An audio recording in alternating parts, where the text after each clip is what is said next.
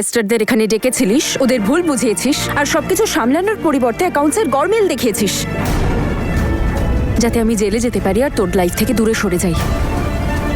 কিন্তু আফসোস, এরকম কিচ্ছু হয়নি। আমি একাডেমিতে ফিরে এসেছি, আর সেটাও তোর আর বীরের বস হয়ে।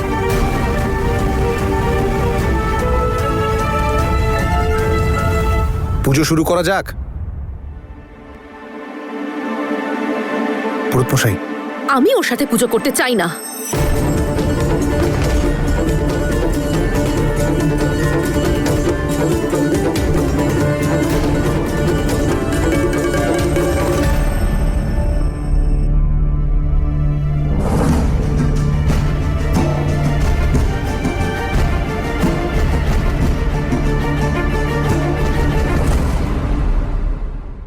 এই বাড়িতে ক্যান্ডির প্রথম দশমী, তো যাই না সন্ধেবেলায় ওকে মেলায় ঘুরিয়ে আনি। আমাদের ক্যান্ডিও তো দেখুক যে রাবণ কি করে বিনাশ করা হয়। সত্যি দিদা, রাবণকে পোড়ানো হবে, খুব মজা হবে।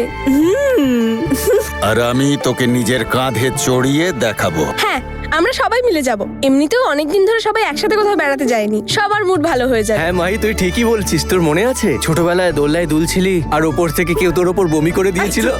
আরে তারপরেই তো ফর্সা হয়ে গেছে, দেখো। আচ্ছা নে, যাবো আমরা। আগে বীর আর তনু একাডেমি থেকে আসুক। তনু একাডেমি গেছে কেন? কারণ এখন ইনভেস্টরদের শর্ত অনুযায়ী তনুই বীরের বস।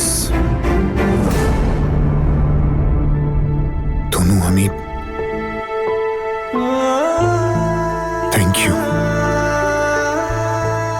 আই নো তুমি আমার জন্য যা যা করেছো তার জন্যই থ্যাংক ইউ খুব ছোট একটা শব্দ, কিন্তু আমি বুঝতেই পারছি না যে আমি কি বলবো, কি করে বলবো। আই মিন, এত কিছু হয়ে যাওয়ার পরেও তুমি এখানে আছো আমার সাথে। Thank you so much. I really don't care তুমি আমার বস হোক বা পার্টনার, তুমি এখানে আছো ব্যাস এটুকুই ম্যাটার করে আমার জন্য। আরে বস তো কি হয়েছে, দুজনে জুটির মতো একসাথে বসে পুজোটা তো করছে। আরে আমি তো এতেই খুশি। এই দেখুন মা, জুটির মতো আবার কি, দুজনে তো একটা জুটি, 7 পাকে বাধা পড়েছে ওরা। আর ওই জ্যাসমিন, ও তো নিজেকেই মিসেস বীর বলে সব জায়গায় পরিচয় দেয়। ওর জন্যই তো আমাদের ছেলেটা জেলে ঢুকলো। আরে নিম্মো, এমনিতে তুমি যখনই বলো আগুন বেরোয়, কিন্তু আজকে তুমি ভালো কথা বলেছো। এই, তনু, তোমাকে ছাড়া একাডেমি চালানো অসম্ভব। তুমি বুঝতে পারছো তো আমি কি বলতে চাইছি? বুঝতে পারছি, প্রয়োজনের কথাও আর কথার প্রয়োজনও। কিন্তু তুমি হয়তো বুঝতে একটু ভুল করছো বীর। আমি এখানে তোমায় সাহায্য করতে বা একাডেমি চালাতে আসিনি। আমি এখানে এসেছি ইনভেস্টরদের জন্য, ওদের কন্ডিশনের জন্য। কারণ তুমি জেলে ছিলে, আর তুমি জেলে থাকার জন্য তোমার মা, বাবা, গোটা পরিবার দুশ্চিন্তায় ছিল, কষ্ট পাচ্ছিল, ভেঙে পড়ছিল। আর ওদের ভেঙে পড়তে দেখে আমি কষ্ট পাচ্ছিলাম। আমার কোনো ইন্টারেস্ট নেই যে তুমি আর তোমার নতুন পার্টনার এই একাডেমিটা কি করে চালাও। আমার ইন্টারেস্ট শুধু সেই কন্ডিশনটা নিয়ে, যার জন্য তুমি জেল থেকে বেরোতে পেরেছো। আর এখন শুধু এটাই আমার চিন্তা যে তোমার প্রিয় মিসেস বীর সিং আবার কোনো নতুন ঝামেলা না বাঁধায়। আজও সবার চোখে আমিই বীরের ওয়াইফ, বুঝেছিস? 7 পাকে বাধা পড়েছে ওরা দুজন।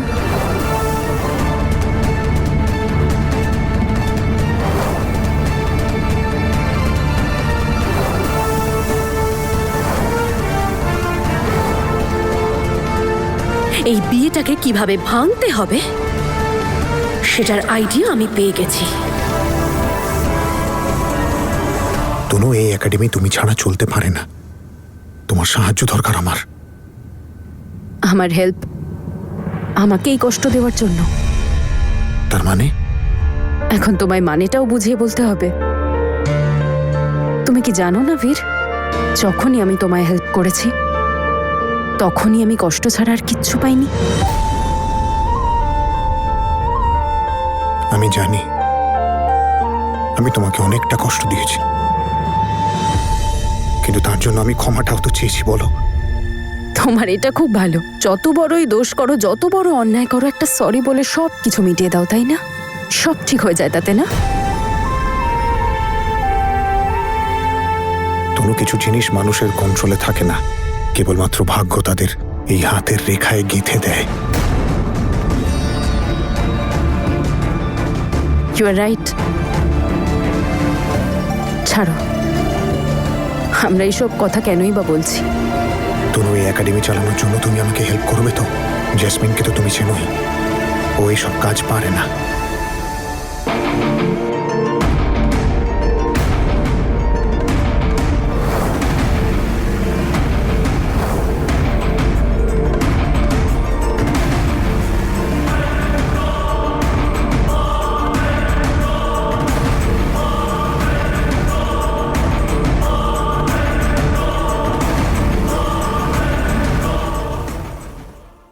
প্লিজ তনু, আমার তোমায় প্রয়োজন। বেশ ভালো তো। যখনই তুমি কোনো বিপদে পড়ো, তোমার মনে হয় আর কেউ আমার পাশে না থাকুক, তনু তো আছেই। ওর কাঁধও আছে, আমি কাঁদতেও পারবো আর সাহায্যও পাবো, তাই না? কিন্তু আর না বীর, ব্যাস অনেক হয়েছে। নিজের প্রয়োজন অনুযায়ী অন্যকে ব্যবহার করা বন্ধ করো, তাদের কষ্ট দেওয়া বন্ধ করো। আমিও একটা মানুষ, কোনো টিস্যু পেপার না যে যখন ইচ্ছা আমাকে ইউজ করবে আর যখন ইচ্ছা ডাস্টবিনে ছুঁড়ে ফেলে দিতে পারবে। হয়তো ভুল আমারই, আমি প্রয়োজনের তুলনায় বেশি ভালো ছিলাম, আর সেই জন্যই প্রয়োজনের বেশি ব্যবহার করতে পেরেছো তুমি আমায়। কারণ যখন তোমার মন ভেঙে গিয়েছিল, তোমার আমার সাহায্যের প্রয়োজন ছিল, আর আজ যখন তোমায় একাডেমি চালাতে হবে, তখনও তোমার আমার সাহায্যের প্রয়োজন। কি ভাবো তুমি আমাকে?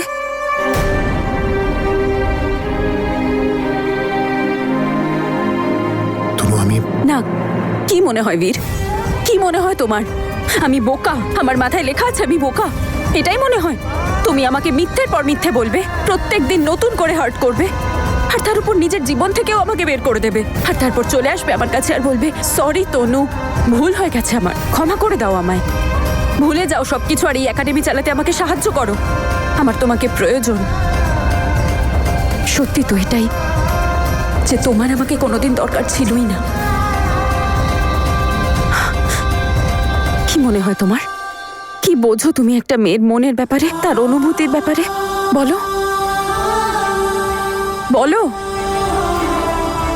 তুমি কি জানবে? আমি বলছি তোমাকে, একটা মেয়ে সব কিছু ত্যাগ করতে পারে, একজন মেয়ে সব দুঃখ সহ্য করতে পারে অন্যকে আনন্দ দেওয়ার জন্য, সব আঘাত সহ্য করতে পারে অন্য কাউকে সাহায্য করার জন্য। ওপরওয়ালা এসব একটা মেয়েকে দিয়েই পাঠায়, মেয়েদের ডিএনএতে থাকে এসব। যাকে সে ভালোবাসে, যার জন্য কেয়ার করে, তার জন্য সবার সাথে সে লড়তে পারে। কিন্তু তুমি কি জানো একটা মেয়ের ডিএনএতে আরেকটা জিনিসও থাকে? সেটা এটাই, যখন তার ধৈর্যের সীমা ভেঙে যায়, তখন ওপরওয়ালাও আর তাকে আটকাতে পারে না।